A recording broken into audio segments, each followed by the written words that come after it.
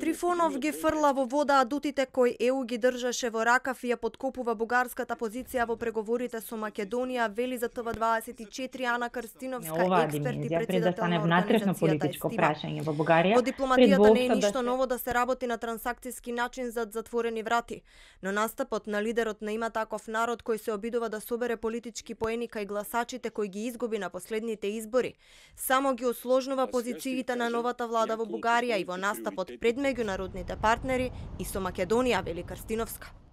Може би ќе беше добра идеја во предспорот да ја достигне оваа димензија, пред да стане внатрешно политичко прашање во Бугарија, пред воопшто да се навлезе во сите нијанси кои што се посебно чувствителни за нас, да се размислува за нешто што би овозможило да им се даде нешто на бугарите во замена за нивното попуштање во однос на нашето прашање, зборувам од страна на ЕУ. Меѓутоа сега и на овој начин апсолутно не е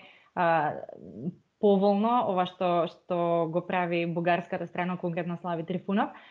токму поради тоа што настапува на еден трговски начин и ја подкопува на некој начин и самата бугарска позиција, делува несериозно и дури и во овој момент некој да се обиде да го предложи тоа, од бугарската страна би било претолкувано како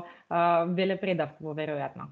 Нереално е да се очекува датум за старт на преговорите со ЕУ во првата половина на годината и нереално е да се очекува дека спорот ќе се реши брзо. Напротив, рокот од 6 месеци кој го даде Кирил Петков е минимум за постигнување компромис, вели Крстиновска.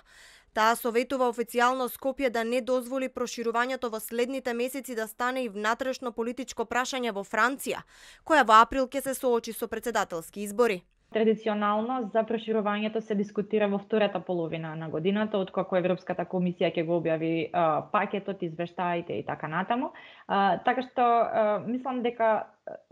секако може не исклучок, можно е проширувањето како тема да се најде и претходно на некој од советите за општи работи на Советот на министри на ЕУ, меѓутоа сепак тоа ќе зависи пред се од тоа дали спорот ќе се реши или не.